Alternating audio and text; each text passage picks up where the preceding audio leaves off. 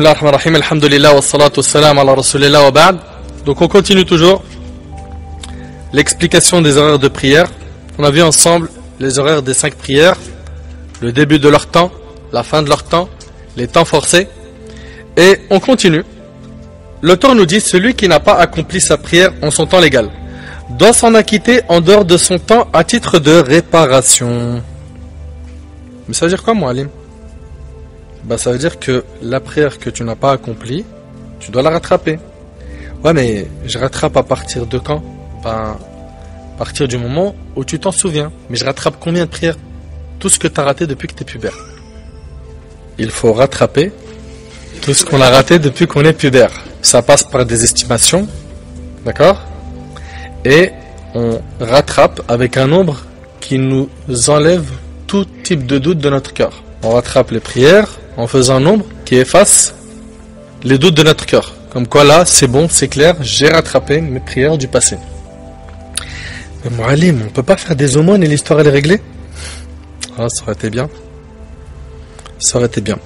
La règle, vous écoutez attentivement s'il vous plaît, elle est fixée par un texte où le prophète sallallahu alayhi wa sallam a dit, comme c'est rapporté par l'imam Muslim, Man nasiya salatan falyusalliha idha dhakaraha la kaffarata laha illa dhalik. Le prophète sallallahu alayhi wa sallam il a dit, quiconque oublie de faire une prière, qu'il la fasse lorsqu'il s'en souvient. Point d'expiation pour elle, sans rattrapage. Point d'expiation pour elle, pour cette personne, sans rattrapage. Il faut qu'elle rattrape ses prières. Ensuite, le prophète alayhi salatu wassalam nous dit, Man nasiya salatan aw nama anha fa kafaratuha an yusalliha idha dhakaraha. Le prophète il a dit que quiconque oublie une prière ou il dort, donc par ce sommeil il n'a pas pu faire sa prière. On parle de quelqu'un qui a fait ça de manière involontaire. C'est un oubli involontaire. C'est pas quelqu'un qui a dormi pour rater une prière volontairement. Non, c'est quelqu'un qui, en dormant, mesquini, il a réglé son réveil, il a fait les causes pour se lever pour le fajr ou pour se lever pour prier une prière de l'après-midi ou du soir, et il n'a pas entendu son réveil. Donc pour eux, le prophète samedi, quiconque oublie une prière ou dort, et donc ne la fait pas, son expiation consiste à la prier dès qu'il s'en rappelle. Et dans un autre hadith, ce hadith-là, c'est le hadith d'Anas ibn Malik radiyallahu anhu, d'accord, qui est rapporté par Muslim. Dans un autre hadith, le prophète sallallahu alayhi wa sallam dit, ce hadith il est rapporté par les 4, donc Ashab al-Sunan, selon Abu Qatada, rahimahullah wa radiyallahu anhu. Le prophète sallallahu alayhi wa sallam il a dit, Laysa fi an-nawmi tafrit, il n'y a pas de négligence dans le sommeil. La négligence, c'est plutôt en état d'éveil. C'est pas quelqu'un de négligent, quelqu'un qui a dormi mesquine et qui n'a pas fait exprès, il a fait ça involontairement. Vous suivez? Le négligent, c'est celui qui a fait ça volontairement. Et là, écoutez attentivement s'il vous plaît. Les 4 écoles disent que cette personne-là, qui a dormi et sans faire exprès, la salat, elle est sortie de son temps, ou cette personne qui a oublié, elle était dans une discute où il y avait un grand problème, je sais pas moi, de famille ou autre, et puis involontairement, le temps de la prière est sorti. Donc, il y a un oubli et il y a quelqu'un qui dort.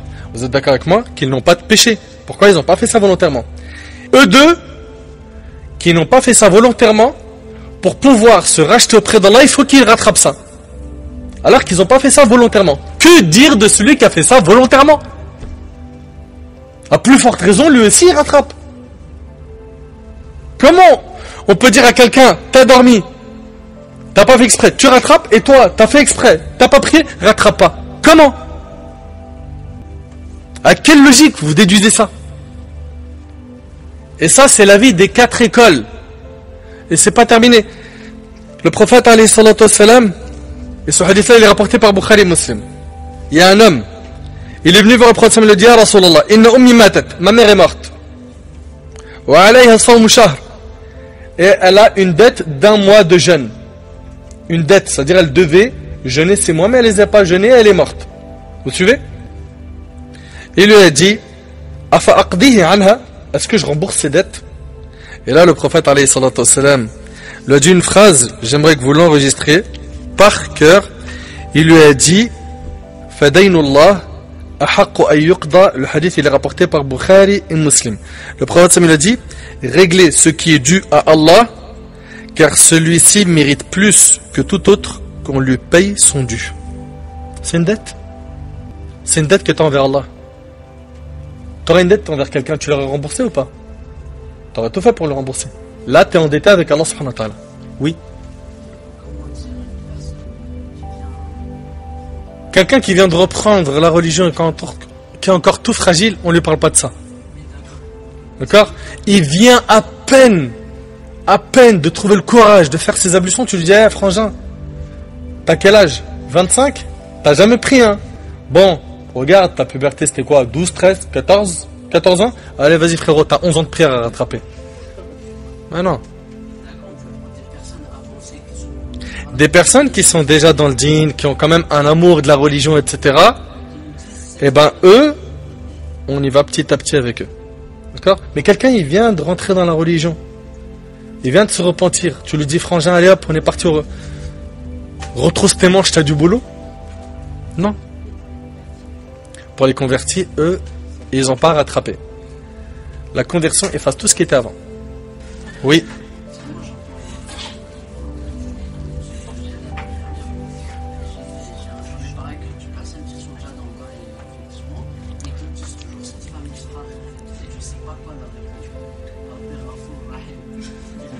Ouais, faut leur dire aussi que Allah il est Shadid al-Iqab.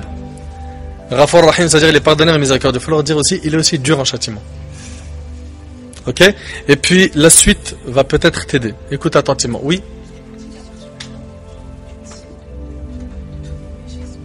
Ouais? Ouais? Je vous prends 10 euros. Injustement. Ok? Je vous les rembourse pas, je me repens. Ça passe? Merci. Il faut rembourser les dettes. C'est bon? Oui? Et donc pour cette personne avec sa mère, est-ce qu'il doit justement... Le prophète sallallahu a dit oui, tu dois. Et si sa mère elle est malade? Non mais là, sa mère elle est morte. Ah pardon, ok. Sa mère est morte. Okay. Si elle est malade et qu'elle peut plus jeûner à cause de son état de santé, elle nourrit un pauvre pour les jours manqués. Ok? Taïb. Mes frères et sœurs, vous avez bien compris qu'il faut impérativement rattraper ces prières, c'est obligatoire. Après, vous allez me dire, oui, mais Moualim, on a déjà lu que Ibn Hazm a dit, que tel Sheikh a dit, qu'Ibn al-Qayyim a dit, qu'Ibn Taymiyyah a dit, parce qu'il y a d'autres avis. Comme ça, je vous le dis tout de suite, parce que si vous tenez ce discours avec quelqu'un qui a étudié, il va vous dire, non. Tu remplaces juste ça par quelques prières surrogatoires, tu fais quelques actes surrogatoires, c'est réglé. D'accord? Ibn al-Qayyim, rahimallah, il a étalé énormément d'arguments sur ce sujet pour prouver qu'il n'a pas à rattraper ses prières. Il a dit qu'il se repent, qu'il demande pardon à Allah et qu'il multiplie les prières surrogatoires. Cela réparera ce qu'il a fait comme mal. C'est l'avis d'Ibn al-Qayyim, rahimallah, avec tout l'amour et le respect qu'on a pour lui. C'est pas l'avis de l'écrasante majorité des savants. Après, si vous êtes des fans d'aller piocher tous les avis qui vont satisfaire vos passions, faites comme bon vous semble. C'est entre vous et Allah le jour du jugement que ça se passe. Ok? Mais si vous voulez une cohérence dans votre pratique religieuse, continuez sur l'école que vous avez appris. En plus, c'est pas simplement l'avis de Malik, rahimallah, c'est l'avis des 4. C'est l'avis des 4 écoles. D'accord? Oui, c'est douloureux, mais en même temps, subhanallah, on a des mauvais démarrages, on fait n'importe quoi, et puis on veut toujours continuer à faire n'importe quoi, et sans rembourser, sans réparer les choses. Pour ce qui est de rattraper ces prières, tu as le droit de le faire à n'importe quel moment de la journée. Donc tu as rattrapé le subh de la veille ou de plusieurs jours avant avec ton subh, ou après, ou n'importe quel moment, il n'y a pas de souci. Et quand on rattrape, la prière qu'on va rattraper, vous écoutez attentivement, on la rattrape comme elle devait être priée. Et ça, on le verra plus tard, Inch'Allah. C'est-à-dire quoi? C'est-à-dire que si je devais rattraper, vous écoutez, un maghrib, le maghrib, je devais le réciter normalement à voix haute. Et que, pour X ou Y raison, j'ai dormi après l'âge, je me suis réveillé subh, d'accord? Eh ben, je rattraperai le maghrib à voix haute, même si c'est le matin. Je dois rattraper la prière de la même manière que je devais la faire. Pour le voyage aussi. Ok? C'est-à-dire que en voyage, il devait prier 2 rak'at, d'accord? Il a dormi, il s'est réveillé quand il arrivait chez lui, donc il n'est plus voyageur, comme il devait la prier en voyage, il la rattrapera en voyage. Alors qu'il est résident maintenant. Vous suivez? Oui. Et vice versa. Donc ça c'est pour ce qui est du rattrapage. Aussi dans le bouquin, il dit une parole qui est un petit peu dure. Il dit n'est pas négligent, écoutez attentivement. Dans le bouquin il dit n'est pas négligent celui qui rattrape 25 prières par jour. Ouais, c'est chaud, je confirme. Vous avez réussi à digérer cette phrase? N'est pas négligent celui qui rattrape 25 prières par jour. En d'autres termes, s'il en rattrape moins de 25 par jour, il est négligent. Ok? Ça c'est son opinion à lui. L'avis que vous devrez adopter, c'est que on rattrape selon nos moyens. Ok? Hasab ma tayassar, comme le dit Ibn Abi Zayd, celui qui a écrit Risala, rahimallah. D'accord?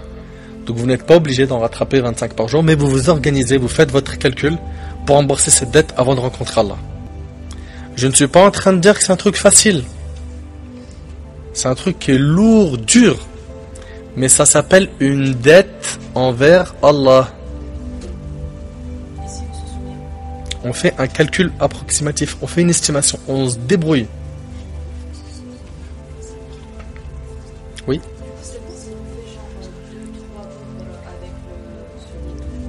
Ouais, ouais. On peut faire 2 vols, 3 vols, 4 vols, pas de souci. Oui.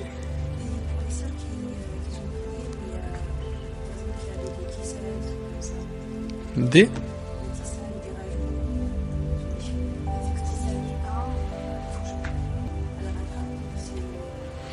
pour celles qui ont des tissages. Je veux, subhanallah, on se retrouve à parler de sujets magnifiques dans ce Coran. Quand je réécoute l'audio, je me dis, tu parles de moyens de contraception, c'est les menstrues. Tissage des cheveux, si c'est porter une perruque, effectivement, c'est interdit en islam. D'accord? Porter une perruque en islam, c'est interdit. Par contre, si elle rajoute des faux cheveux, comme par exemple de la laine, du plastique, ça, il y a des savants qui disent que c'est autorisé. Ouais. C'est permis, Inch'Allah. Ouais, ouais.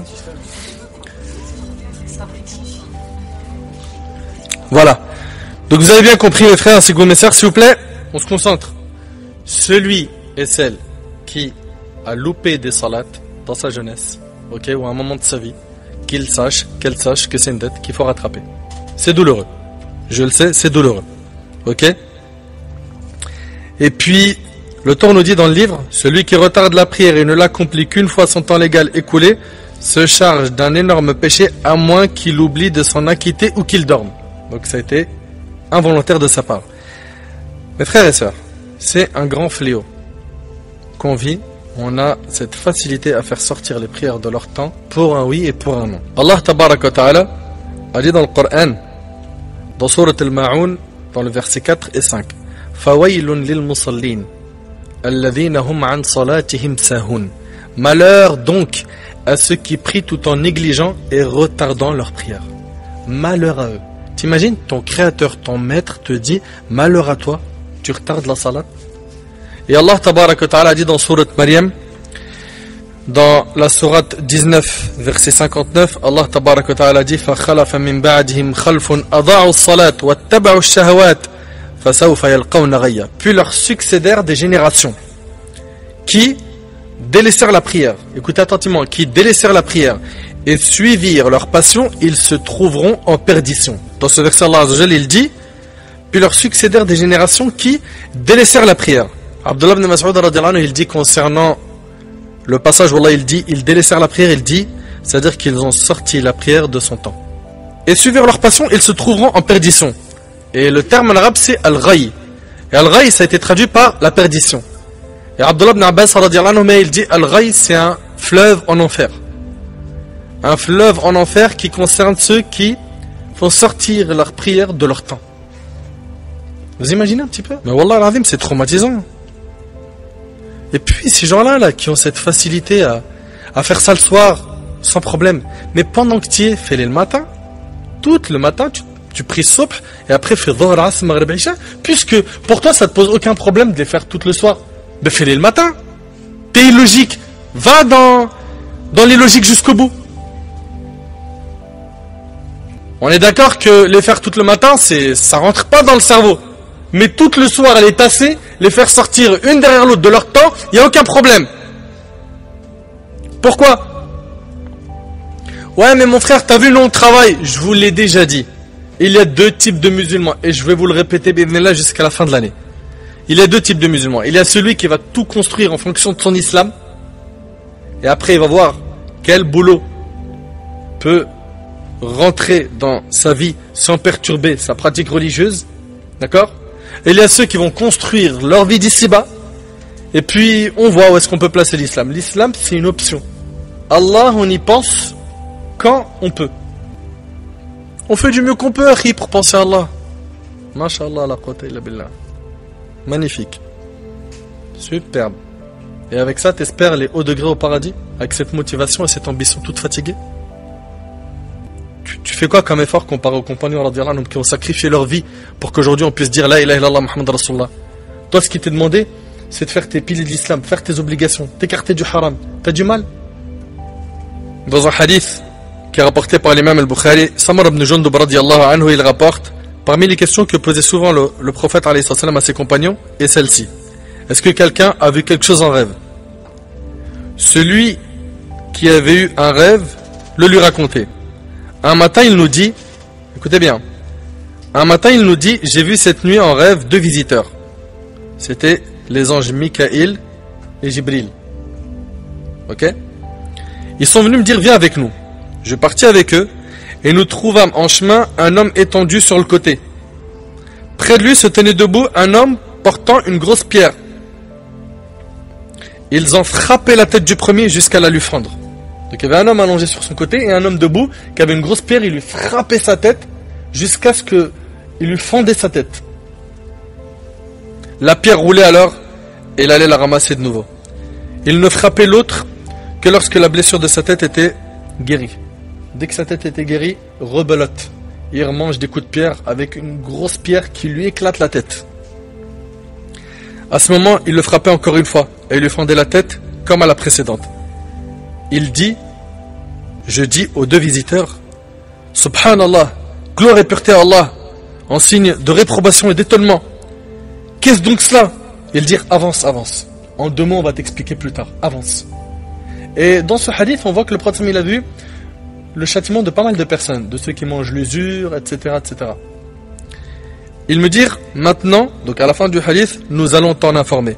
Le premier homme devant qui tu es passé et dont on fendait le crâne avec une pierre, c'est celui qui apprenait le Coran et refusait de le mettre en pratique. Ils l'apprennent et combien ils sont nombreux malheureusement. Malheureusement. Et ils ne le mettent pas en pratique. Et après il a dit, il dormait aussi avant d'avoir fait sa prière obligatoire. Allahu Akbar. Il faisait sortir la prière de son temps. Ça c'est le châtiment qui l'attend. Et sachez qu'à partir d'aujourd'hui, vous avez zéro excuse devant Allah. Vous avez été prévenu comme il le faut. Si vous avez peur de ce châtiment, à vous de tout faire pour satisfaire Allah subhanahu wa ta'ala. Et je ne peux pas faire du cas par cas parce que chacun va me dire « Ouais mais mon frère, tu connais pas ma situation, tu sais pas comment c'est difficile pour moi, tu sais pas dans quelles conditions. » Je ne peux pas faire du cas par cas. Vous êtes bien d'accord? Là je m'adresse à un public qui est assez large. Chacun d'entre vous a ses problèmes, a ses soucis. Chacun d'entre nous doit tout faire pour qu'Allah soit la base de tout dans notre vie. Et puis, rappelle-toi une chose. Quiconque craint Allah, Allah lui accorde une issue favorable. Ne pense pas qu'en craignant Allah, Allah il va t'abandonner. Ne pense pas ça. Ça serait ne pas connaître ton Seigneur correctement.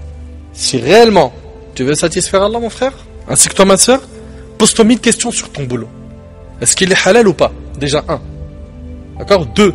Est-ce que je peux adorer Allah dans ce boulot? Ou c'est mort, c'est impossible, c'est quelque chose qu'il ne faut même pas imaginer. Et donc pour moi l'islam, c'est un accessoire. Et pas un élément fondamental dans ma vie. Si pour toi l'islam c'est un accessoire, là, t'as fait ton choix. Allah tabarak wa ta'ala, il a dit dans le Coran, fariqun fil jannah wa fariqun fil sa'ir. Il y aura un groupe de gens qui sera au paradis, un groupe de gens qui sera en enfer. Tu veux prendre le chemin de Jahannam, mais assume après. Assume. Et le châtiment il commence pas le jour du jugement, il commence déjà dans la tombe. Déjà dans la tombe, c'est quelque chose. Au point où Uthman radiallahu anhu, troisième calife de l'islam, quand il se tenait debout devant une tombe, il pleurait jusqu'à tremper sa barbe. Et quand on l'a questionné à ce sujet, il a dit, la tombe c'est la première station du jour du jugement. La tombe c'est la première station du jour du jugement. Pourquoi est-ce que nos cœurs aujourd'hui sont devenus insensibles à ces rappels? On parle du matin et soir, du châtiment, du paradis, de toutes ces choses qui sont finalement plus qu'importantes. On parle de notre deuxième vie qui est la vraie vie. Le prophète me disait, il n'y a de vraie vie que celle de l'au-delà. Tu es ici uniquement que pour préparer l'autre. Et puis quand on te voit comment t'agis, on dirait qu'il n'y a qu'une seule vie dans ta vie, c'est celle-là. Et il n'y en aura pas une après la mort. Donc ce qui nous est demandé, nous qui malheureusement bâclons en salat, certains d'entre nous vont jusqu'à les faire sortir de leur temps, c'est un repentir sincère. Un repentir sincère, vous connaissez bien ces conditions. 1, c'est un regret sincère du cœur. 2, c'est l'abandon immédiat du péché. Parce que c'est facile de dire avec ma langue, je me repens. Mais il faut le prouver par de l'action. 2, c'est d'abandonner immédiatement le péché. 3, c'est d'être déterminé à ne jamais le refaire. Jamais. Et des histoires de personnes qui ont voulu prier, porter le hijab, etc. et qui ont fait les causes pour, Wallahi l'azim, ils ont placé leur confiance en Allah, Allah il les a pas abandonnés. J'ai des tonnes d'histoires à ce sujet. J'ai plein d'histoires à ce sujet. Mais bon, ouais mais mon frère, si je prie, ceci, cela, ceci, cela. Donc voilà, ça c'était pour ce qui est de la prière. Il faut impérativement que tu la fasses comme Allah te l'a demandé, en son temps et en remplissant les conditions qu'il faut. Parce qu'il y a des gens, ils vont te dire, moi j'ai une solution, c'est d'aller prier dans ma voiture. La prière elle est annulée. Parmi les piliers de la prière, c'est de prier debout. Tu n'as pas le droit de prier assis, sauf quand tu as une excuse valable, un problème de santé, un cas de force majeure. Ça, c'est pas un cas de force majeure. Oui.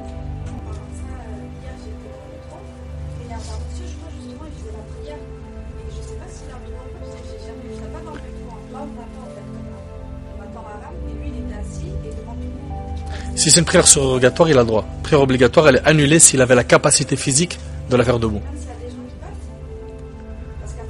On parle de valide ou pas. Après, on ne dit pas est-ce qu'il a fait ça de manière intelligente ou pas. Ça, c'est un autre sujet. D'accord? La validité.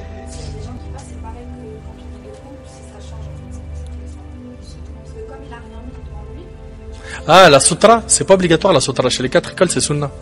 D'accord, parce que je crois que j'ai fait une erreur, parce que moi j'ai voulu lui mettre son sac de vent, il a cru que je voulais gauler. Je savais pas en fait, je pensais que c'était. Donc moi j'ai voulu l'aider en fait, mais ce qu'il a.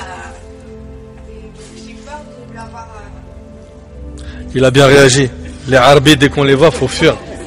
Commence à toucher à nos sacs, tout ça, un arbouche ou une arbia. Même moi j'aurais flippé. Oui.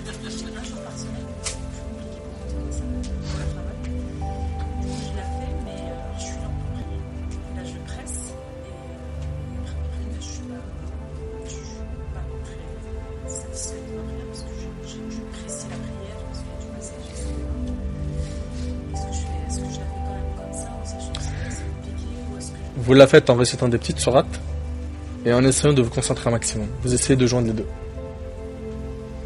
Ok? Y a-t-il des questions pour l'instant? Oui?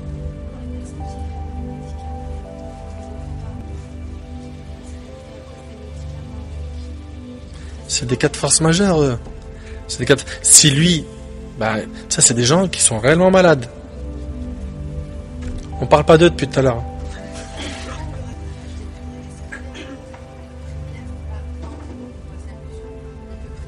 Non, vous en priez même 200 avec les ablutions, il n'y a pas de souci. C'est pas comme Tayammum où c'est limité, c'est une prière obligatoire. Non. Oui?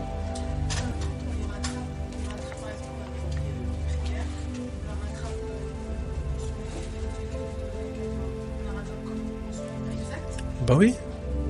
Pourquoi vous le rattrapez différemment? Après, le temps nous dit, on ne doit pas faire de prière surrogatoire après la prière canonique du subh, mais seulement une fois que le soleil se lève entièrement. Si quelqu'un veut prier une prière surrogatoire après la prière du subh ou du fajr, de toute façon ça désigne la même prière, la prière obligatoire, il doit attendre le lever du soleil. Pourquoi? Parce que ce laps de temps-là, c'est makrouh, c'est détestable de faire une prière surrogatoire. Vous avez compris? Ok. Ensuite, le Torah nous dit, de même après la prière du Asr, jusqu'à la prière du Maghrib. Là, il est déconseillé de faire des prières surrogatoires. On ne doit pas faire de prière surrogatoire après la prière canonique du subh, mais seulement une fois que le soleil se lève entièrement. De même, après la prière du Asr, jusqu'à la prière du Maghrib. Après le lever de l'aube et avant la prière canonique du subh. Là, à ce moment-là, c'est-à-dire que, écoutez attentivement, le Fajr, son temps il est rentré, je parle de la prière obligatoire. Mais j'ai pas encore prié la prière du Fajr. Je peux faire Sunnat al-Fajr. Et d'ailleurs, c'est la seule prière qu'on fait entre le adhan du Fajr et la prière obligatoire. Le prophète sallam il a dit, la salata ba'da tulu al-Fajr illa rak'atay al-Fajr. C'est-à-dire point de prière après le Fajr, c'est-à-dire dès que le temps du Fajr rentre, sauf les 2 rak'at du Fajr. D'accord? On fait la sunna du Fajr uniquement.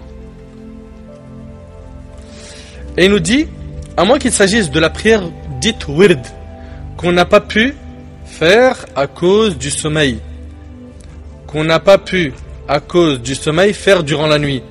De même, on ne fait pas de prière surrogatoire entre le moment où l'imam s'assoit le jour du vendredi sur la chaire et celui où il finit son prône, ainsi qu'après la fin de la prière du vendredi jusqu'à ce qu'on quitte la mosquée. Alors, ça là, je vais le détailler, Inch'Allah.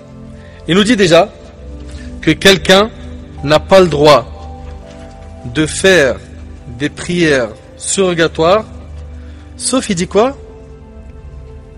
Al-Wird. C'est-à-dire que, au moment du Fajr, on a dit, tu n'as plus le droit de prier des prières surrogatoires, jusqu'au lever du soleil.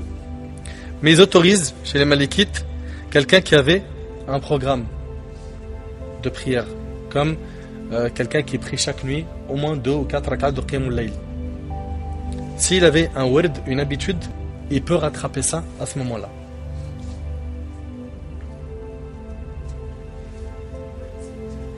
Voilà, un programme qu'il a.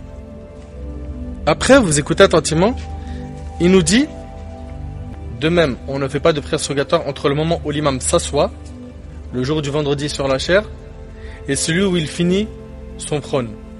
Donc en fait, en 2 mots, dès que tu rentres dans la mosquée, tu vois l'imam il est assis sur le mimbar, tu t'assois, tu fais pas de rak'a de tahiyat masjid. D'accord? Tu vas me dire donc la limite c'est quoi? C'est dès que l'imam s'assoit? Non, non, dès qu'il rentre dans la mosquée tu le vois, ça y est, t'arrêtes. Il y a d'ailleurs un texte dessus où du temps de Omar ibn Khattab radiyallahu anhu, les gens faisaient la prière du vendredi. De sorte que quand Omar arrivait et s'asseyait sur la chaire et que les mu'adhin avaient fait appel à la prière, nous nous entretenions. Une fois que le premier appel était terminé, Omar se levait pour faire le sermon. Quant à nous, nous gardions le silence pour écouter sans prononcer un mot. Ibn Shihab rahimallah az-Zuhri a dit, l'arrivée de l'imam à la mosquée fait cesser toute prière. Dès qu'il arrive à la mosquée, il n'y a pas de surrogatoire. D'accord? C'est-à-dire que tu l'as vu arriver, c'est fini. Tu ne commences pas de rakat. Ok? Et le sermon de l'imam interrompt toute conversation. Dès que bien sûr qu'il commence à parler, tu ne parles plus. Tu vas me dire, mais la règle elle a été établie par un hadith où le prophète dit, celui qui rentre dans la mosquée, qu'il ne s'assoit pas avant d'accomplir 2 unités de prière. Il est connu le hadith. D'accord? Effectivement. Mais une personne qui veut comprendre la religion doit savoir que pour comprendre un sujet, il faut réunir l'ensemble des textes qui parlent de ce sujet pour bien comprendre et maîtriser le sujet. Mais venir prendre un seul texte qui parle d'un sujet, ça ne te permet pas de comprendre tout le sujet. Vous avez compris? Et là notamment, il y a un hadith qui va servir d'argument pour l'imam al-Shafi'i et l'imam Ahmad, qui eux disent, même si l'imam il est en train de faire son discours, tu te lèves, tu fais 2 rak'at. Ou tu ne t'assois pas avant de faire 2 rak'at. Vous suivez? Alors ce hadith là, qu'est-ce qu'il dit? C'est le hadith de Sulaik. Sulaik radiallahu anhu al-Ghatafani. Il est venu le vendredi et il s'est assis. D'accord? Le prophète Sam, lui, il était sur le mimbar.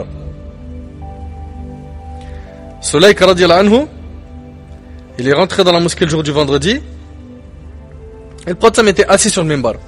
Sulaik s'est assis et il n'a pas fait de rak'at de salutation. Le prophète Sam lui a dit, écoute attentivement, le prophète Sam lui a dit, as-tu accompli 2 unités de prière? Donc les rak'at de salutation. Il a dit non. Il a dit lève-toi, accomplis-les. Là normalement l'affaire elle est classée, c'est vrai ou pas? T'as cet argument? Bah, tu peux pas venir nous dire Mu'allim que nous on doit s'asseoir. Le prophète lui-même il a dit lève-toi, fais 2 rak'at. Et dans une autre version il a dit fais 2 rak'at mais courte, légère. Ok? Cet argument n'est pas un argument pour nous les Malikites. Tu vas me dire mais attends frère, oh, quand même, le texte il est clair. Tu veux quoi de plus?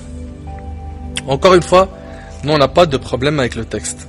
Ce hadith là il est rapporté dans les recueils authentiques. Nous on a un problème, pas avec le texte mais avec la compréhension du texte. Dans un autre hadith, il est rapporté en fait que le prophète sallam l'avait vu plusieurs Jumu'ah avec des vêtements tellement abîmés, de mauvaise qualité, qu'il a eu pitié de lui et il a voulu attirer l'attention des compagnons en lui disant lève-toi, fais 2 rak'at pour qu'à la fin il lui fasse des aumônes. Et c'est pour ça que une Jumu'ah après, il lui a dit lève-toi, fais 2 rak'at et ça s'est répété plus d'une fois. Vous suivez? Vous avez compris pourquoi on vous dit depuis tout à l'heure qu'un hadith ne suffit pas pour maîtriser un sujet.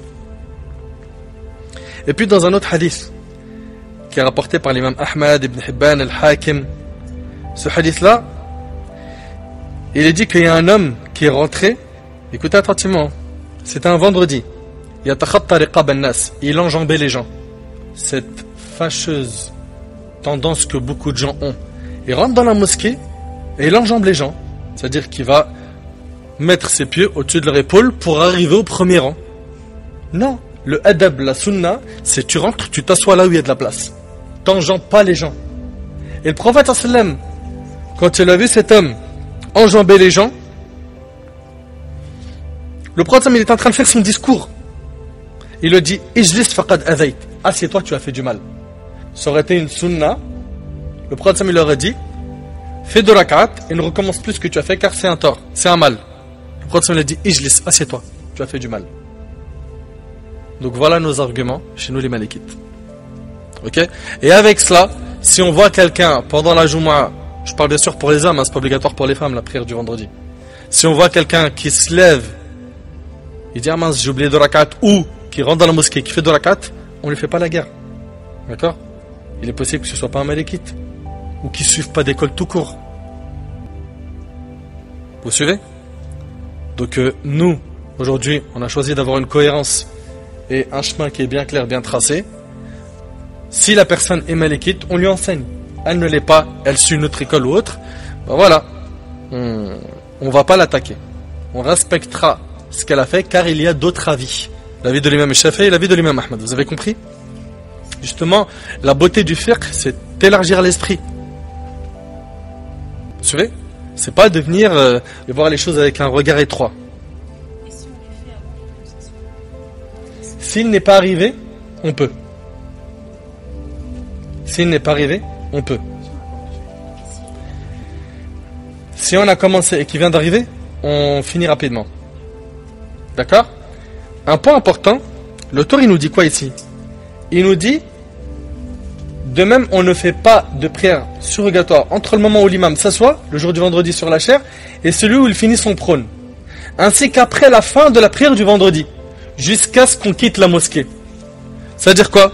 C'est-à-dire qu'en 2 mots, il faut que tu comprennes que lorsque tu as terminé la salat de Jumu'ah, l'obligatoire, la sunna tu l'as fait chez toi. C'est ça la sunna.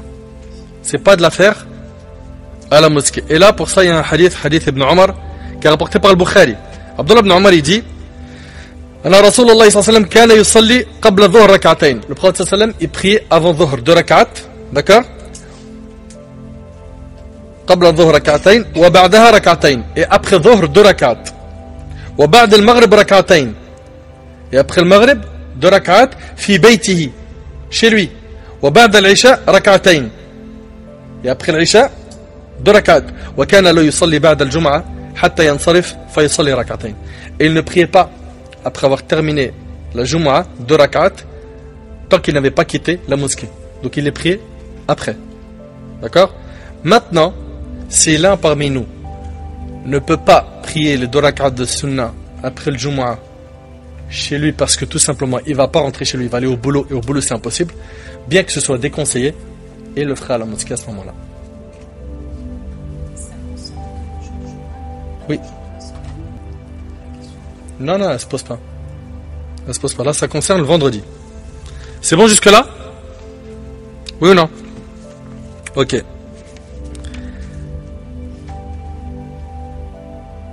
Tout à l'heure, on a parlé de comment on fait le calcul du 3e tiers de la nuit. Qui est le dernier. Le dernier tiers de la nuit. Celui dans lequel Allah subhanahu wa ta'ala descend au ciel de ce bas monde. Et vous connaissez sûrement le hadith. Je vais vous le rappeler, Inch'Allah. Comment on fait le calcul du dernier tiers de la nuit? Du Maghrib au Fajr, et on divise par 3. Très très bien. Selon Abu Hurayra radiyallahu anhu, le prophète sallallahu alayhi wa sallam a dit, et le hadith est rapporté par Bukhari Muslim, et ça c'est la version Muslim, Allah descend au ciel de ce monde chaque nuit, après le dernier tiers de la nuit, puis il dit, je suis le roi. Qui m'adresse des demandes pour que je les exauce? Qui me demande pour que je lui donne? Qui me demande pardon pour que je lui pardonne? Il reste ainsi jusqu'à la lumière de l'aube. Subhanallah. Chaque nuit, Allah tabaraka wa ta'ala, il descend au ciel de ce bas monde et il donne à tous ceux qui lui demandent. Et il pardonne à tous ceux qui lui demandent. Et faut dire la vérité, on est tellement, malheureusement, et je me mets dedans, attention, chaos spirituellement parlant, que Qiyam Layl, on ne sait pas ce que c'est, jeûner lundi, jeudi, jeûner les 3 jours blancs, lire beaucoup de Coran, faire beaucoup de dhikr. Ces choses-là, on en entend parler H24, ok, ou souvent, ou peut-être pour certains rarement, mais il y a toujours un frein. Il y a un frein alors que Wallahi al-Azim, c'est les moments du succès, ça. Et Sahl ibn Sa'd radiyallahu anhu, il rapporte que l'ange Gabriel est venu voir le prophète sallam et lui a prodigué ses conseils. Le hadith il est rapporté par Tabarani. Regardez Jibril, qu'est-ce qu'il a dit au prophète sallam. Il lui a dit, oh Muhammad, vis autant que tu veux, tu finiras par mourir. Wallahi, c'est des phrases, elles sont trop puissantes. Oh Muhammad, c'est l'ange Gabriel, il lui dit, vis autant que tu veux, tu finiras par mourir.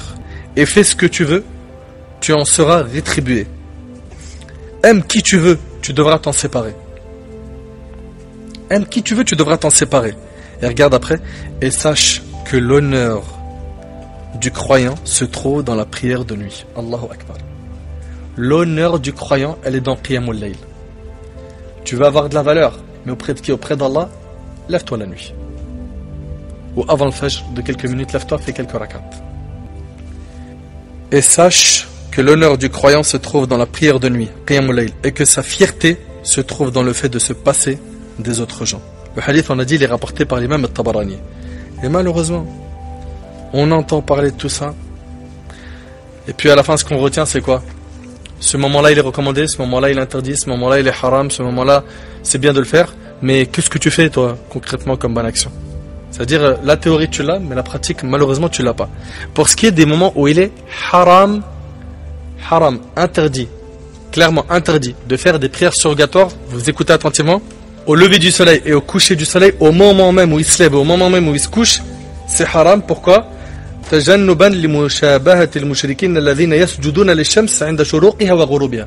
les mouchriquines, ils se prosternaient pour le soleil au moment où il se levait et au moment où il se couchait. Donc le prophète, il nous a interdit de prier à ce moment-là pour pas qu'on ressemble aux mouchriquines, aux associateurs qui eux adorent le soleil à ce moment-là.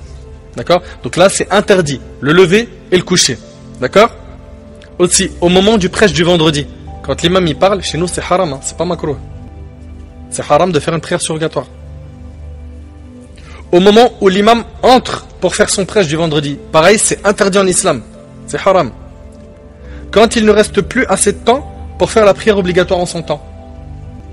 C'est logique. Il reste plus de temps pour faire la prière obligatoire, ça y est, son temps il va partir, tu fais 2 rak'at sunnah.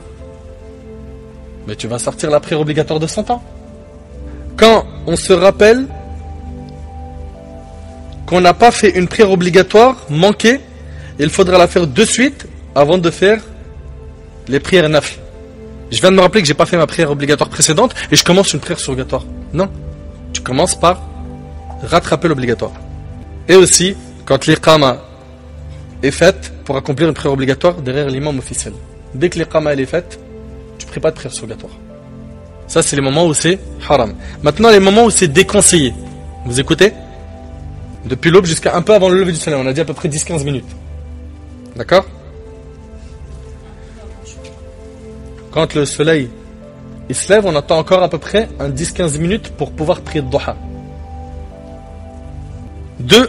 Après que le soleil soit complètement levé, jusqu'à écoulement de 3 quarts d'heure environ. Ouais, bon, ça c'est bon, ça. Quand le soleil s'est levé dans le ciel d'environ une flèche. Après avoir prié le asr, jusqu'à un peu avant le coucher du soleil. Et jusqu'à un peu avant, pourquoi? Parce que le petit laps de temps qui restera, ce sera pour le temps forcé. Vous vous rappelez? Après que le soleil soit complètement couché, jusqu'à l'accomplissement de la prière du Maghrib. Après que le soleil soit complètement couché, jusqu'à l'accomplissement de la prière du Maghrib. Avant la prière de la fête, ou après. Dans le Musalla, terrain vague, où se déroule cette prière. Sauf si elle est faite dans la mosquée, là on peut faire nafl sans karaha. Nafl, c'est-à-dire prière surrogatoire. Salat tahit al-masjid, ce n'est pas obligatoire. C'est bien compris? Je veux terminer avec des points qui sont ultra sensibles, qui sont les suivants. Premièrement, quel est le temps de la prière du vendredi? Le vendredi, la Jumu'ah, son temps, il débute quand? Il débute quand? Quand le soleil décline du zénith. D'accord? Comme exactement Salat al-Dhuhr. Il prend fin quand? Au Asr. Le temps de la Jumu'ah prend fin au Asr. D'accord? Ça c'est chez la majorité des savants. Taïb, voyons un petit peu ce sujet. Pourquoi? Parce que si aujourd'hui j'ai voulu vous parler de ce sujet, c'est pour une raison qui est très simple. C'est que certains prient Salat al-Jumu'ah avant al-Zawal. Avant le zénith. Et ça surtout on le voit en été. Quand la Jumu'ah elle est à 14h, c'est le temps du Dhuhr généralement, hein. Eux à 13h30 ils ont déjà fini la salat. Ils ont fini leur salat avant même que le temps de la Jumu'ah entre. Et ils se basent sur pas mal d'arguments. Ils se basent sur le fait que certains Hanbalites, donc dans l'école de l'imam Ahmad rahimahullah, on dit que le début du temps de la prière du vendredi peut être assimilé à celui de la prière de l'Eid, c'est-à-dire qu'il commence 10-15 minutes après le lever du soleil. D'accord? Et se prolonge jusqu'au terme du temps imparti à la prière du Dhuhr. Ça, cet avis-là, c'est pas l'avis de tous les Hanbalites. Ça, c'est un parmi les avis qu'on trouve chez les Hanabila. D'accord? Ils disent que son temps commence au moment de la prière de l'Eid. La prière de l'Eid, vous vous rappelez, nous on l'a pris vers quelle heure à peu près? À peu près 9h. À partir de ce moment-là, à peu près, eh ben eux, ils peuvent prier la Jumu'ah. Donc ils disent donc, prier une demi-heure avant son temps officiel, il n'y a pas de problème. Sachant que, déjà du moment de la prière de l'Eid, on avait le droit de le faire. Donc ils se basent sur ça. Ok? Ils se basent aussi sur la parole de Abdullah ibn Sidan, qui dit quoi? J'ai accompli la prière du vendredi à Abu Bakr, qui a fait le sermon et la prière avant midi. Le sermon et la prière. Je l'ai accompli avec Omar, qui a fini le sermon et la prière vers midi. Puis je l'ai accompli avec Othman, qui a fini le sermon et la prière après que le soleil ait quitté le zénith. Je n'ai entendu personne critiquer ou condamner cela. Donc ça c'est l'argument de ceux qui prient avant Waqt al-Zawal. D'accord? Il a été rapporté qu'Ibn Mas'ud et Muawiyah, c'est toujours leur argument, et vous allez voir les contre-arguments, en veux-tu en voilà. Là, par honnêteté intellectuelle, on vous cite leurs arguments. D'accord? Il a été rapporté qu'Ibn Mas'ud et Muawiyah ont accompli la prière du vendredi quelques minutes après le lever du soleil. Quelques minutes après le lever du soleil. La prière du vendredi. Qui? Ibn Mas'ud, c'est une montagne de science, c'est un grand compagnon, radiallahu anhu, et Muawiyah, radiallahu anhum ajma'in. Ils dirent, nous voulions éviter la grande chaleur. D'accord? Ils disent aussi que Jabir ibn Abdullah, radiallahu anhu, a dit, le messager d'Allah, alayhi salatu wassalam, accomplissait la prière du vendredi, puis nous rassemblions nos chameaux jusqu'à ce que le soleil quitte le zénith. D'accord? Ils disent, voilà, on faisait la prière du vendredi, puis on rassemblait nos chameaux jusqu'à ce que le soleil quitte le zénith. C'est-à-dire, en deux mots, de ce que tu comprends, c'est qu'ils avaient prié avant que le soleil décline du zénith. Cela ne veut pas dire que la prière se faisait avant. Ça ne veut pas dire ça. Nous, ce qu'on comprend, c'est simplement qu'ils quittent le zénith, c'est-à-dire qu'ils ont fait ça vraiment au début du temps. Vraiment au début. Sans faire ibrad, sans attendre que le soleil soit moins chaud, comme on l'avait vu tout à l'heure. D'accord? De même, Salam ibn al-Aqwa radiyallahu anhu a rapporté, nous accomplissions la prière du vendredi en compagnie du messager d'Allah alayhi salam, puis nous repartions sans que les murs fassent de l'ombre pour nous protéger. Donc il n'y avait pas d'ombre sur les murs. Donc pour eux, ça aussi c'est un argument qui dit que le temps n'était pas encore rentré pour la prière de Jumu'ah. Mais la réponse à ça, c'est que ça ne signifie pas qu'il n'y avait pas du tout d'ombre, mais qu'il n'y en avait, mais pas assez pour ombrager les gens. Vous comprenez? Puis concernant ce qui a été cité auparavant, concernant ce qui a été dit sur Abdullah ibn Sidan, il dit bien, j'ai accompli la prière avec Abu Bakr, Omar, Uthman. Ça, écoutez bien, Amma al-Athar an Abi Bakr wa Omar wa Uthman fa da'if. Bittifaqihim. Les savants, ils sont d'accord pour dire que cette parole, elle est faible. Elle n'est pas authentique. Ok? Et ils disent aussi que c'est la même chose pour la parole attribuée à Muawiyah et à Ibn Mas'ud radiyallahu anhum. C'est faible. C'est faible, ce n'est pas authentique. Et de l'autre côté, on a quoi? On a que l'imam Shafi'i rahimahullah, vous connaissez l'imam Shafi'i, l'élève de l'imam Malik. Il dit Sallallahu Nabi sallallahu alayhi wa sallam, wa Abu Bakr, wa Omar, wa Uthman, wa al-a'imma. Il dit le prophète sallallahu alayhi wa sallam, Abu Bakr, Omar, Uthman et les grands imams, ils ont tous prié le vendredi, ba'd az-zawal, après que le soleil a décliné du zénith. Ça par contre c'est authentique. Ça par contre c'est authentique. Vous suivez? Et parmi les arguments qui sont clairs, qui vont être les sources des autres écoles, donc parce que ça c'est un avis de l'imam Ahmad rahimahullah, qui dit qu'on peut avant le zénith. Regardons les trois autres écoles, qu'est-ce qu'ils ont comme argument? Anas radiyallahu anhu rapporte, il dit, comme c'est rapporté par l'imam al-Bukhari, le prophète sallallahu alayhi wa sallam accomplissait la prière du vendredi quand le soleil quittait le zénith. C'est clair? C'est clair. Salam ibn al-Aqwa radiyallahu anhu a dit, nous faisions en compagnie du prophète sallallahu alayhi wa sallam la prière du vendredi quand le soleil quittait le zénith. Puis nous revenions chez nous en suivant l'ombre. Vous suivez? Ce hadith là aussi prouve bel et bien, il est rapporté par l'imam Muslim, que la Jumu'ah se faisait quand le soleil déclinait du zénith. Et c'est l'opinion qu'il faudra retenir. Allah yabarak fikum. Donc on ne vous encourage pas clairement à aller dans des mosquées où la Jumu'ah en été et la font à 1h30. En plus de ça, il y a une information qui est très importante. Les savants des quatre écoles disent que celui qui vient en retard à la prière du vendredi et il l'a raté, qu'est-ce qu'il fait? Il prie combien de rak'at et il prie quoi? Il priera Dhuhr 4 rak'at. D'accord? Pour celui qui a prié à 1h30, on lui dit tu rattrapes quoi? Dhuhr comment? Il n'est pas rentré son temps. Dhuhr comment? Son temps est rentré une demi-heure après. Ça colle pas. Ça colle pas. Et puis l'Arabie Saoudite, c'est bien le pays où on met le plus en pratique l'école de l'imam Ahmad. Bah là-bas, il prie le Jumu'ah après le Zawal. Voilà.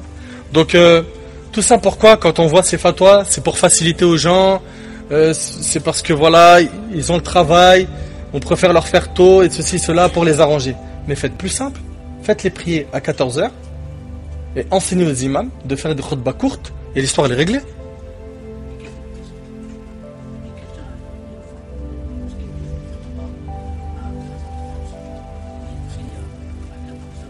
Alors Ibn Abd al-Barr, rahimallah, il dit que même la khutbah, normalement, elle doit commencer après al-zawal. D'accord? Maintenant, si elle commence avant, et que la prière, au moins, elle est rentrée dans le temps du dhuhr, là, ben, au moins, c'est mieux. D'accord? Et puis, il peut y arriver que dans une mosquée, ils font plusieurs Jumu'ah. Il y a des mosquées, ils en font 2. Il n'y a pas de souci pour ça. L'essentiel, c'est que le temps de la première commence quand le soleil décline du zénith. Comme pour Salat al-Dhuhr. Pareil. D'accord? Vous suivez? Ça va jusque-là? Très bien. Deuxième point que je voulais clarifier avec vous, c'est le temps de Tarawih. Tarawih, c'est les prières surrogatoires compris quand? Pendant Ramadan. Les nuits de Ramadan. Ce mois-là, c'est un mois où on met généralement le paquet dans le Coran et dans quoi? Dans les prières nocturnes, n'est-ce pas? On va à la mosquée, il y a une ambiance, mashallah, etc., etc. C'est une vraie ambiance spirituelle et c'est magnifique, pas de souci. Mais dernièrement, encore une fois, on a entendu une fatwa pour alléger et faciliter aux gens. Et en fait, faciliter et alléger les gens, nous on n'est pas contre. Mais à chaque fois venir prendre des avis isolés, des avis qui ont été délaissés par l'écrasante majorité des savants, pour faciliter aux gens, ça franchement c'est dérangeant. C'est dérangeant. Restons avec l'opinion de la majorité des écoles. Alhamdulillah, à ma connaissance, il n'y a pas quelqu'un qui est mort parce qu'il a fait sa prière à l'heure. N'est-ce pas? Bah pour ça, ils ont dit, pour faciliter aux gens, sachant que les gens, ils ont l'Aïcha qui est tard, le Fajr qui est tôt, le travail, la difficulté, ceci et cela. Donc, ils ont trouvé une fatwa qui est dans le madhab Hanafi. Je répète ce qu'ils disent. Et dans le madhab Hanbali, dans l'école de l'imam Ahmad et de l'école de l'imam Abu Hanifa, ils ont dit que c'est ce qui fait office d'avis majoritaire chez Abu Hanifa, rahimahullah. Ils ont dit que voilà, on peut prier Tarawih après le Maghrib. On prie après le Maghrib. Donc voilà, ils ont dit ça, et puis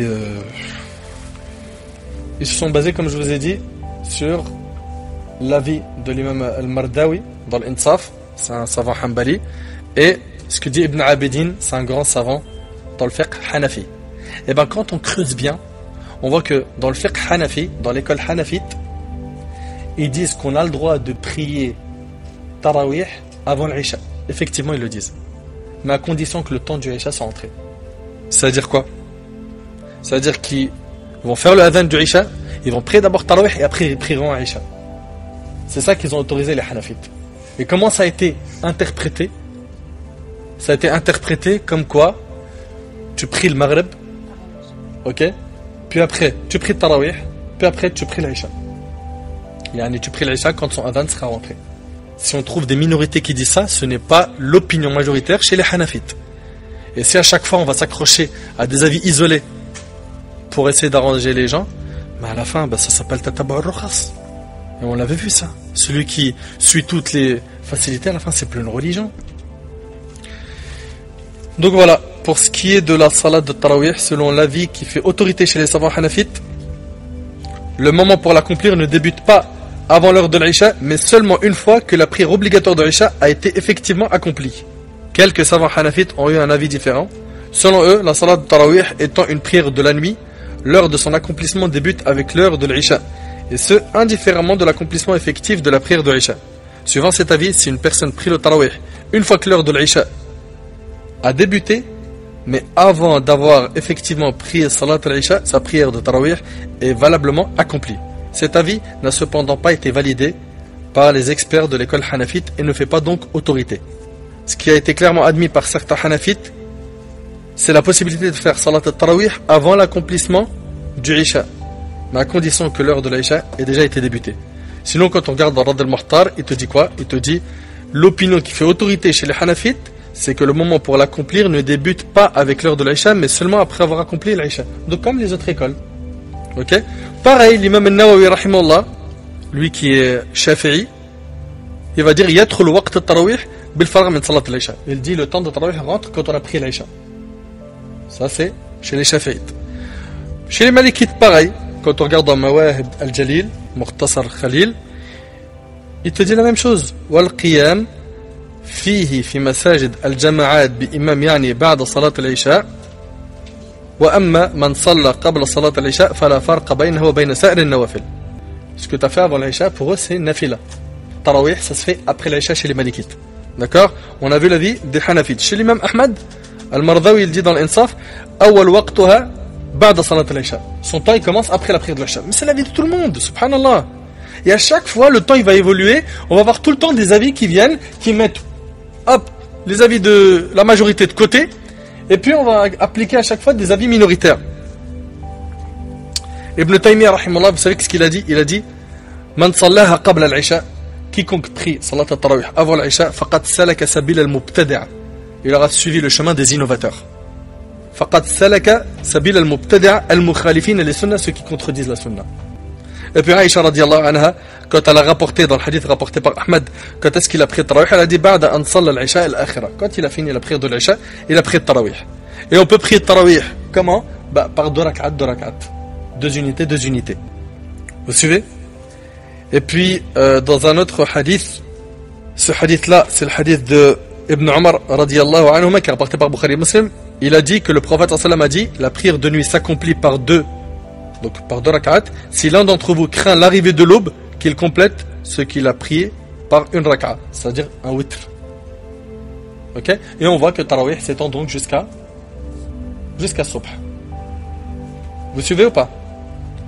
Et puis, il faudrait rappeler aux gens, Tarawih, c'est pas obligatoire. Ok? Comment ils se blâment entre eux pendant Ramadan, c'est impressionnant. T'as pas pris Tarawih? On ne va jamais à la mosquée. Il prie pas le Fajr, le frère.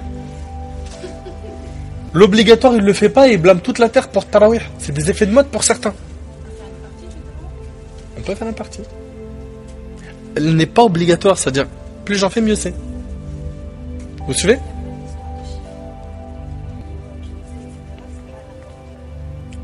Au moins que ce soit des prières par 2. D'accord, vous suivez?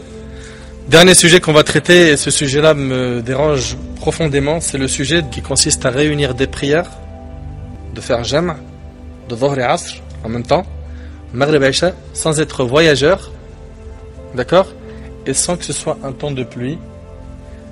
On s'autorise à faire al-jam'.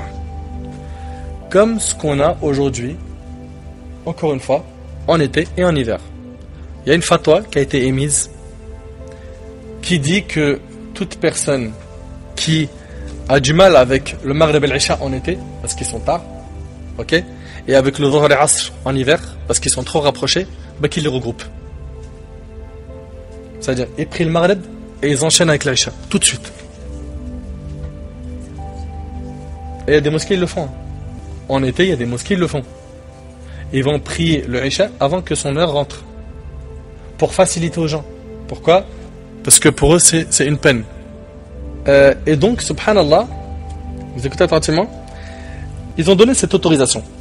Et ils se sont basés sur un hadith. Ce hadith-là, il est rapporté par Muslim. Est-ce que nous, on a un problème avec l'imam Muslim? Nous, on a des problèmes avec les mauvaises compréhensions. Avec les compréhensions qui sont basées sur des avis isolés. Très, ultra minoritaires. Le hadith, qu'est-ce qu'il nous dit? Hadith Ibn Abbas, radiyallahu anhuma. Ce hadith nous dit que le prophète a regroupé les prières de Dhuhr et Asr, ainsi que les prières du Maghrib et du Isha, alors qu'il n'encourait aucun danger, et qu'il n'était pas en voyage. Il n'était pas en voyage, il n'encourait aucun danger. On demanda à Ibn Abbas, dans quel but l'a-t-il fait? Il répondit, pour épargner la gêne et éviter les difficultés à sa communauté. Le prophète il a regroupé Dhuhr et Asr et Maghrib et Isha sans qu'ils soient voyageurs. Il était résident. Pourquoi il a fait ça? Pour épargner la gêne et éviter les difficultés à sa communauté. Mon frère Nader, t'as quoi? Ouvre tes yeux, comprends. Alors, il faut savoir que ceux qui ont appliqué ce hadith en se basant uniquement que sur son sens apparent sont Ibn Sirin. Donc lui, c'est celui qui a interprété les rêves à l'époque des compagnons. Je ne sais pas si vous connaissez, c'est un élève de compagnons. Rabi'a, Ashhab, Ibn al-Mundhir, Qafal, et des savants de hadith. Et l'imam Ahmad rahimahullah l'a autorisé en cas de nécessité. Écoutez attentivement ce que je dis. Et l'imam Ahmad rahimahullah l'a autorisé en cas de nécessité. C'est quoi nécessité? Par exemple, une maladie importante. Donc à ce moment-là, il peut regrouper les prières. Quelqu'un qui part pour le bloc opératoire dans quelques minutes. Et on lui dit, avec l'anesthésie générale, tu pars pour je ne sais combien d'heures, avec la salle d'éveil qui vient après, etc. Ok? le temps de Dhuhr il est rentré, s'il peut prier à ce moment-là, Dhuhr et Asr, alors que le Asr n'est pas rentré, lui il est dans un cas de force majeure. Vous avez compris? Parce qu'il est dans un cas de force majeure, ça lui est permis. Ou bien il dit Aw shughl. Al-murad bi shughl ma yajuz ma'hu tark al-jum'a wal jama'a min al-khawf ala nafsihi wa malihi. Ou bien pour le travail. Et là pareil, c'est toujours à mettre avec des conditions et des cadres que les gens ils font sauter. Qu'est-ce qu'ils retiennent les gens? Je vous l'ai dit tout à l'heure, hein. Les conditions elles sautent et on a quoi? L'imam Ahmad il a autorisé, point barre. Une personne qui a une réunion hyper importante où il ne pourra pas sortir, etc., c'est impossible, c'est cloîtré quand il va rentrer. Les cas de force majeure, il peut à ce moment-là faire jama. Quelqu'un qui va passer un examen à la fac, il peut aller nulle part pour faire salat. Ok? Et le laps de temps va lui faire sortir des prières de son temps. S'il peut faire le jama avant, jama, c'est-à-dire regrouper ses prières avant de rentrer dans la salle d'examen, il le fait. Vous avez compris? Donc on a bien saisi que c'est des cas de force majeure. Ok, super. L'avis de l'écrasante majorité des savants est qu'on ne peut pas mettre en pratique ce hadith en nous basant sur son sens apparent. Et comme on l'a vu depuis le début, chaque fois qu'on voit un argument, les autres, ce même argument, le comprennent d'une autre manière en réunissant tous les arguments qui parlent du même sujet. Alors rapidement, parce que ce sujet-là, il est très long, et bi'idhnillah, si Allah subhanahu wa ta'ala me donne la vie, j'en ferai une vidéo. Ça, là, ce sujet en particulier. Parce que il y a une pluie d'informations sur ce sujet, et il n'y a qu'un son de cloche. Les gens, ils entendent que, ouais, tu peux, tu vas faire les salles, vas-y, Malish, tu peux, fais jamais, tu peux, ouais, il y a une gêne. Le prophète, il a dit, il voulait pas mettre les gens dans la gêne. Retiens ça.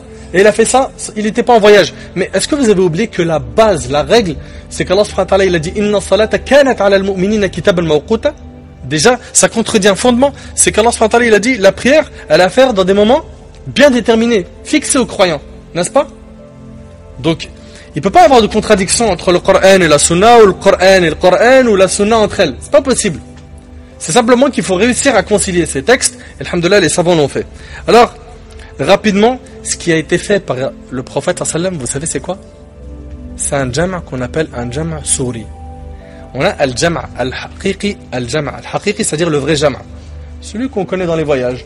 On va raccourcir le dhuhr, on va raccourcir le asr, et puis on va réunir dhuhr et asr au temps du dhuhr, ou bien on va retarder dhuhr et on va le faire au temps du asr. D'accord? Ce qu'on appelle jama' taqdim ou jama' ta'khir. Vous suivez? Souri, je vais le détailler. Celui-là, c'est le jama' normal, haqiqi. D'accord? Le jama' souri, c'est quoi? C'est le fait de retarder dhuhr jusqu'à la fin de son temps et de le prier à l'heure, en son temps. Et quelques minutes après, l'asr il rentre et je le prie à l'heure, en son temps, au début de temps. C'est ça le jama' souri. En fait, on les a priés ensemble, mais chacun c'était dans son temps. Le dhuhr à la fin de son temps et l'asr au début de son temps. Vous avez suivi? Et ça peut être une solution pour les gens qui travaillent et qui ont du mal. Vous me suivez ou pas? Et c'est ce qu'a fait le prophète sallam dans ce hadith. Mais il fallait compiler tous les textes qui parlaient de ça. Et justement, Abi Sha'tha, il en parle. Qu'est-ce qu'il nous dit? Ja'a fi riwayat Abi Sha'tha. Et ce hadith-là, il est rapporté par Bukhari Muslim. An Ibn Abbas, قال, il dit, Sallaytu ma'a Nabi sallam, 8 jami'an wa 7 jami'an.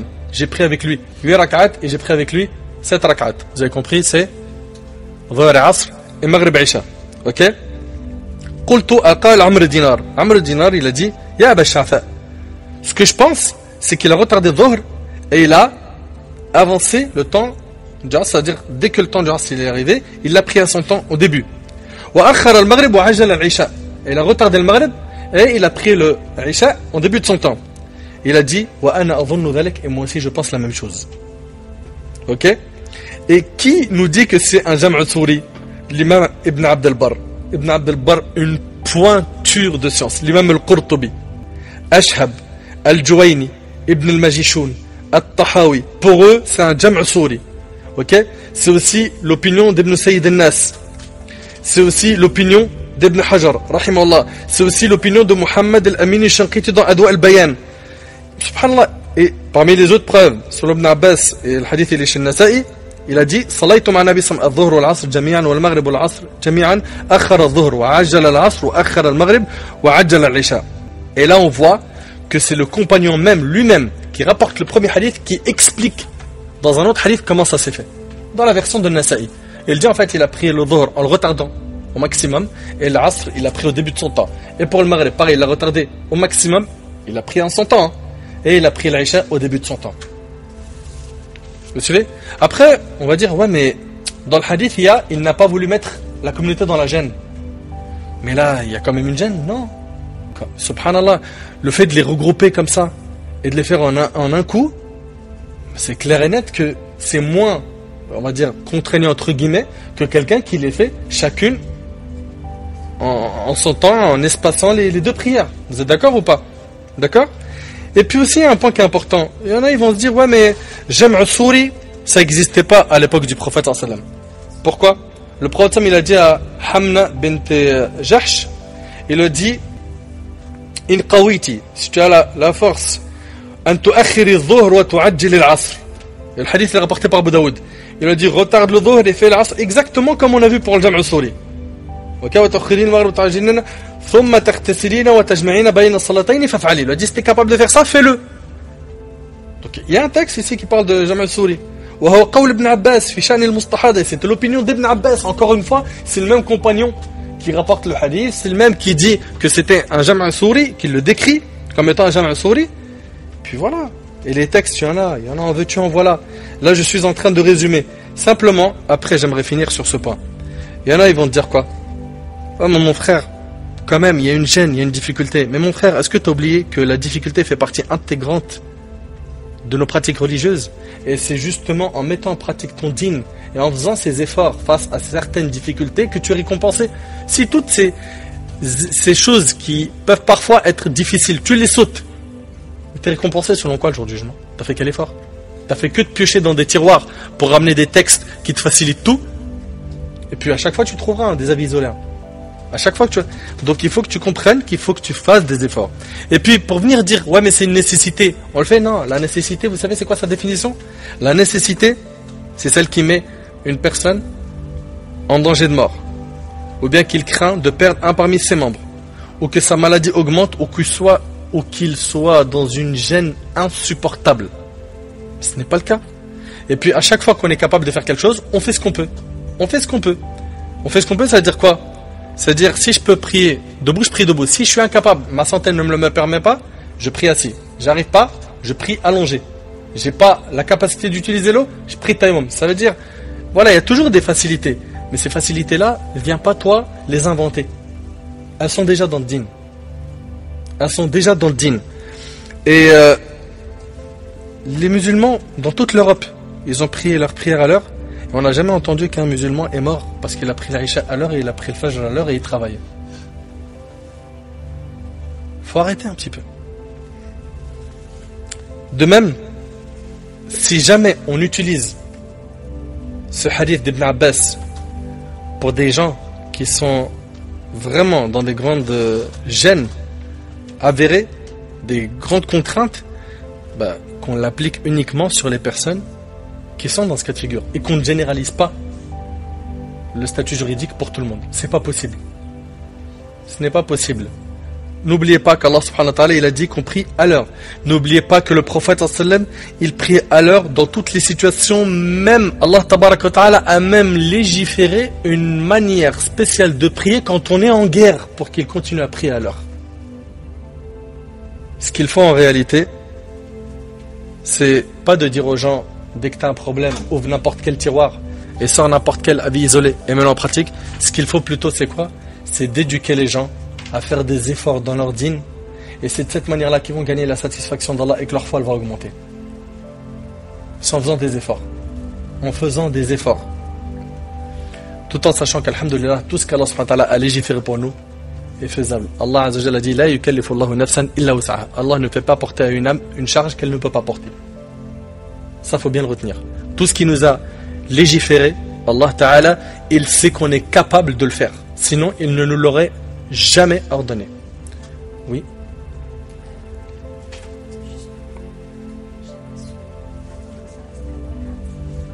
Ça reste 4. Pour le Jam'u Souri, ça restera 4 rak'at. D'accord? Est-ce qu'il y a des questions? On vient de terminer le cours.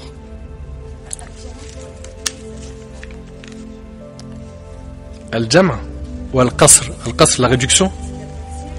Ah, c'est un fameux débat, hein, parce que chez les Malikites, dans le concret, il n'y a pas réellement l'autorisation du Jama. Le fait de réunir. Sauf si on est contraint. Sauf si on a un cas de nécessité, comme par exemple quelqu'un qui fait Paris-Marseille et qui a un bateau à prendre à Marseille. Ok? C'est-à-dire là, il doit y aller et tout, et au niveau du timing, c'est un peu short. S'il s'arrête dans une aire de repos, il peut regrouper. Parce que il y a une nécessité. S'il n'y a pas de nécessité, il prie chaque prière en son temps. Peu importe. Par contre, pour c'est exactement 19 prières. Non, 4 jours ça devient 20. Soyez précise. C'est 19 prières. Ok? Donc si la personne reste dans un endroit le temps de 19 prières, elle aura le droit de faire qasr, c'est-à-dire la prière de 4, elle devient 2. Jamais. Chez nous, c'est que dans les nécessités. Oui.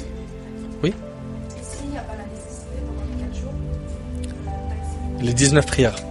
Et puis, pour la règle, vous écoutez, si jamais quelqu'un va au Maroc et il reste le temps de 19 prières, donc 4 jours moins une prière, dans une ville. Ok? 4 jours moins une prière, parce que 4 jours ça fait 20. Chez les Malikites, si jamais quelqu'un arrive dans une ville et il va rester, donc comme vous avez compris, moins de 4 jours, à ce moment-là, il peut faire qasr. Il peut réduire les prières de 4 à 2. Par contre, les savants sont unanimes sur le fait que le dhuhr et le maghrib, on ne les touche pas. Il n'y a pas de 1,5 et 1. Il n'y a pas de 1,5 pour le maghrib et 1 pour subh. Il n'y a pas, on ne réduit pas ces prières. On réduit que dhuhr, asr et isha. D'accord? Maintenant, si moi, je vais à Tanger et que je vais rester là-bas 3 jours, donc on a dit, j'ai le droit de réduire. Si je reste là-bas 5 jours, ou je reste là-bas 1 mois, à partir du moment où je dépasse 19 prières et donc je vais en faire 20 ou plus, et que je connais la date de retour, c'est-à-dire j'ai pris mon billet pour 2 semaines par exemple, ok? Et ben dès le premier jour, je prie normal, comme un résident. Parce que je connais la date de retour. J'ai dépassé 19 prières et je connais la date de retour. Mais si je dépasse ce nombre de prières et je connais pas la date de retour, et ben là, tant que je suis là-bas, je prie en qasr. Tant que je suis là-bas, j'ai le droit de faire qasr. C'est pas obligatoire, hein, c'est sunnah. Ce n'est pas obligatoire. C'est permis de faire qasr. Parce qu'il y en a, ils disent je suis en voyage, frère, on fait 2. Mais le prophète, dans plein de voyages, il a fait 4. Les gens pensent que voyage égale obligatoirement 2. Non. Tu peux faire 2 comme tu peux en faire 4. Oui. Et si on reste un mois, le jour du voyage, on fait le jour du voyage, pendant que je pars, oui. D'accord? Quand est-ce que je suis considéré voyageur? Quand j'ai quitté les murs de ma ville. Alors, on va faire un exemple super simple. Quelqu'un qui habite à Aulnay et quitte Aulnay. Et il arrive à Charles de Gaulle. Charles de Gaulle, c'est un Roissy en France. D'accord? On est d'accord qu'en quittant Aulnay, il a quitté les murs de sa ville. Et ben, à partir de ce moment-là, il a le droit de faire la prière du voyageur. C'est-à-dire, dès qu'il arrive à l'aéroport, il peut, s'il n'est pas malikite, faire le jama. S'il n'y a pas de nécessité. Par contre, ceux qui habitent à Roissy en France, c'est mort. Parce que l'aéroport, il est dans leur ville. Oui. À partir de 82-3 km, allez, à partir de même 80 km, chez les 4 écoles, vous êtes considéré voyageur. D'accord? Ouais, mais son voyage, il sera plus... Regardez, non, vous n'avez pas compris. Il quitte sa ville... Bichouaya. Il quitte sa ville. D'accord? Son voyage, il va au Maroc. Il va faire plus de 80 km ou pas? Et ben, il a le statut du voyageur à partir du moment où il va dépasser les 83 à 84 km et qu'il a quitté les murs de sa ville. C'est bon? Est-ce qu'il y a des questions sur le cours? Ça serait bien d'avoir des questions sur le cours. Oui? Pour les prières qui sont en fait de... Taïba, attends 2 secondes. On va clôturer comme ça. Ceux qui veulent partir, ils partent. Ok? Et je te récupère juste après. هذا والله أعلم. سبحانك اللهم وبحمدك أشهد أن لا إله إلا أنت أستغفرك وأتوب إليك. بارك الله فيكم et on vous dit à la prochaine Inch'Allah.